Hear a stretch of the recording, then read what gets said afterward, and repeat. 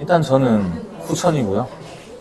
선천 같은 경우는 이제 태어날 때부터 시각장애를 가지신 분들이죠. 근데 후천 같은 경우는 저처럼 이제 사고로 인해서 아니면은 생각하는 게 없지만 사고밖에 없을 것 같긴 한데, 예, 그게 후천이죠. 제가 시각장애인이 된 것은 초등학교로 흘러가야 되는데요. 초등학교로 간다면 한 초등학교 3학년 때쯤 정도에 감기에 걸렸어요. 감기에 걸렸는데, 감기에 걸리면 병원을 가잖아요. 그래서 병원을 가서 약을 먹고 자고 일어났는데 물체가 2개로 보이더라고요. 근데 도 별거 아니겠지 하고 또 그냥 그렇게 일상생활을 하다가 너무 이상해서 부모님한테 말씀을 드렸더니 별것도 아니라고 해서 또 지나다가, 그러다가 이제 어떻게 보면 골든타임을 놓친 걸 수도 있을 거고 그렇게 흘러갔어요. 그러다가 병원을 가게 된 계기가 뭐냐면, 제가 방학을 끝내고 책을 보는데 책 보는 게 뭔가 너무 힘들고, 그리고 이렇게 밝은 데서 실내 들어가면은 어두워졌다가 밝아지잖아요, 다시. 그게 너무 로딩이 늦고 해서 너무 이건 이상하다 해서 병원을 갔더니 이상이 없다는 거예요.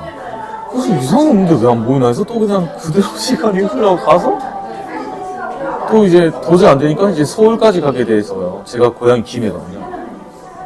이제 서울 가니까 뭔가 좀 이상 같다고 또 약을 먹었더니 또 약을 먹고 좀 나아지는 것 같다가 또 가만히 있다가 하다가 세월이 중학교 때까지 흘러갔고, 그때까지도 시력이 많이 좋진 않았지만 그리고 지금처럼 아예 이렇게 안 보이진 않았는데 점점 시력이 나빠져서 지금 도저히 일상생활을 할 수 없을 정도까지 나빠지게 됐죠. 그래서 갔더니 이제 병원에서는 시력이 상실돼서 방법이 없다, 판정을 받았죠.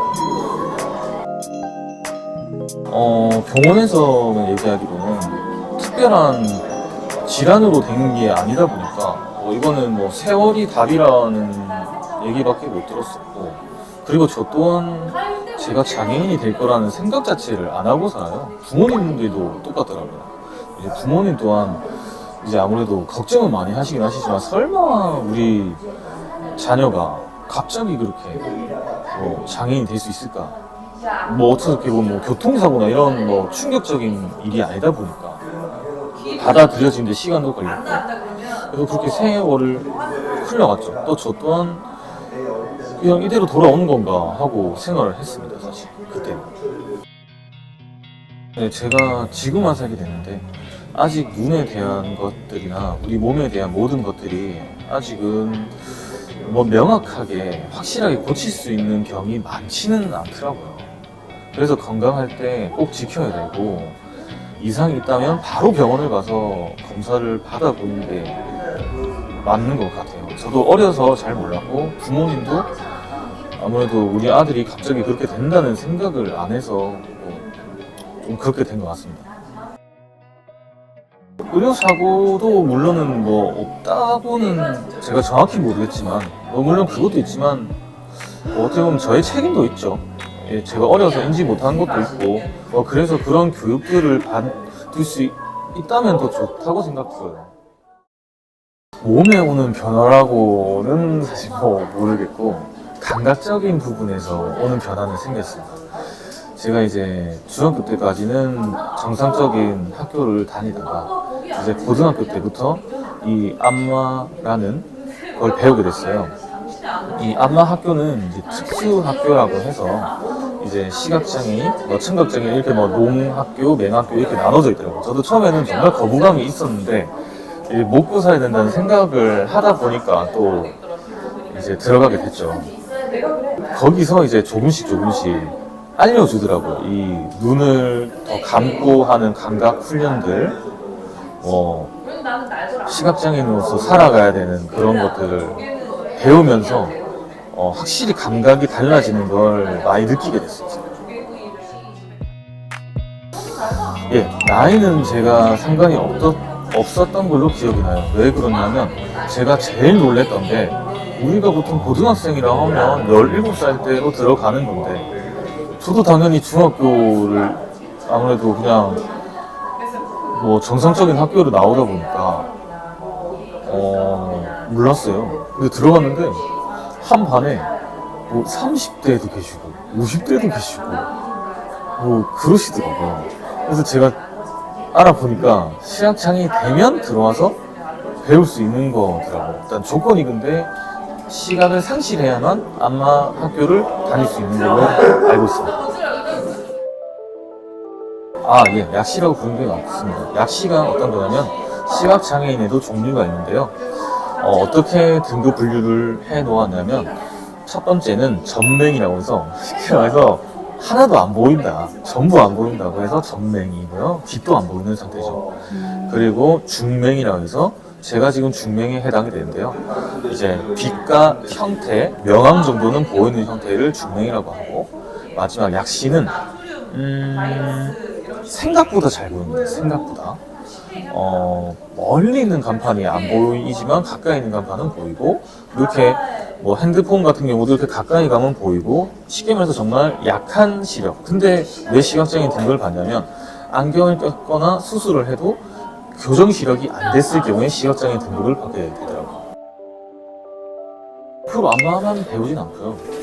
꼭 전학을 제가 가게 됐었는데, 전학을 가게 되면 일반적인 교과 수업도 받고 있고, 그리고 진로를 선택하게 됩니다.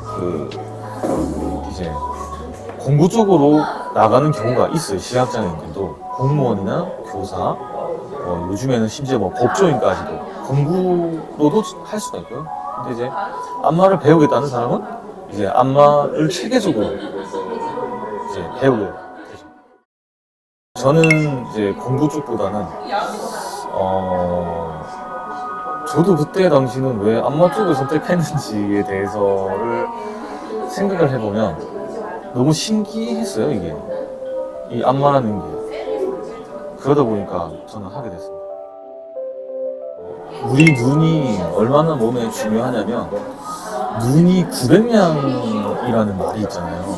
몸이 1000냥이라고 하면 그 정도로 90%가 눈이 가장 중요하다고 하는 감각기관인데, 시력을 상실하다 보니까 우리 몸에서 마치 엄청난 감각기관의 변화가 있더라고요. 왜냐면 살아야 되니까, 안 보이게. 그러니까 이 손감각, 그리고 청각, 그리고 이 오감 부분이 정말 많이 발달을 하게 돼서 진맥을 하더라도, 손님 몸을 만지더라도 제가 비장애인일 때 느낄 수 없었던 것들이 느껴지기 시작했죠. 그리고 뭐 전문적으로 어느 정도 배우면 비장애인 분들이라도 느낄 수는 있을 텐데, 제 생각에는 시각장애인들이 훨씬 더 감각이 뛰어날 수밖에 없지 않겠나라는 생각을 합니다. 정말 긍정적인 효과를 내죠. 저희 시각장애인들은 안마를 생존이면서 정말 우리가 할 수 있는 최고 직업이라고 생각을 하고 살고요. 왜냐면은 직업의 선택권이 한정되어 있다 보니까 이쪽으로 집중을 하게 되고, 그리고 시력을 상실하다 보니 아까 말씀드린 것처럼 손 감각이 정말 많이 발달합니다. 그러니까 상상을 뛰어넘는 거죠. 그래서 저는 사람이 정말 죽어가는 법은 없구나 라는 생각을 하게 됐고, 정말 이 사람이라는 게 얼마나 무궁무진한 무한한 가능성이 있다 라는 거를 알게 됐습니다. 저는 제가 어떻게 보면 비장애인 때와 시각장애인 두 세계를 살고 있잖아요. 그러다 보니까 이거를 긍정적으로 생각을 해보면 남들이 살아보지 못한 삶을 산다고 생각을 하고 살고 있습니다. 다들 많이들 궁금해하신 점인데요. 마사지 같은 경우는 이제 이거를 설명하기가 조금 어려운데요. 안마는 동양에서 발달한 대체의학이고, 마사지는 서양에서 발달한 대체의학인데, 우리 아시아 사람과 그 서양 사람들의 몸 구조가 조금 다릅니다. 근육을 만져보면. 제가 유럽 가서도 많이 접해보고, 뭐 아시아에서도 많이 접해보고, 한국에서도 많이 접해봤는데, 유럽 사람들 같은 경우는 식습관과 패턴이 있어서 근육이 아주 부드러워요. 그래서 정맥순환을 하고 무조직을 풀어줄 수 있는 마사지가 더 맞고요.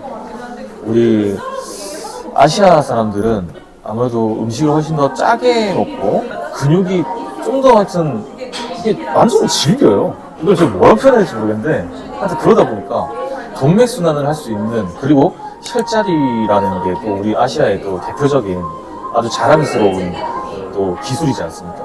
그래서 그런 것들을 해서 동맥순환을 하는 게 안마라고 하는데, 어쨌든 정리를 해보면 마사지와 안마는 영어가 아니라 아예 다른 기술이고, 그리고 현재로서 우리 한국에서는 시각장애인 안마사만 안마를 배울 수가 있고 자격증 또한 주고 있는 걸로 알고 있습니다. 그래서 마사지 샵 같은 경우는 피부 관리는 국가공인으로 알고 있지만 스포츠 마사지나 경락 마사지 같은 경우는 아직도 사설에서 배워서 하시는 걸로 제가 알고 있다 정도.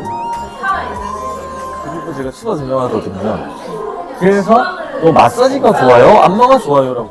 마사지는 마사지의 장점이 있고 안마는 안마의 장점이 있어서 둘 다 받아야죠. 유튜브를 하게 된 계기는, 제가 비록 시각장애인이지만 제가 유튜브에 요새 많은 정보들이 다 이렇게 스마트폰이나 정보를 다 검색을 하잖아요.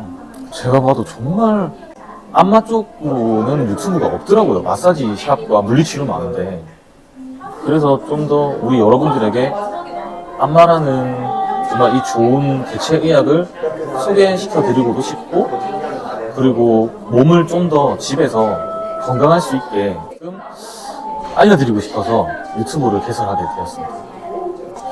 제가 사실 이 시선 처리나 끼가 없다 보니까 그런 게 어려워서 좀 힘들긴 한데, 그래도 최선을 다해서 라이브도 한번 조금씩 해보도록 노력해 보겠습니다.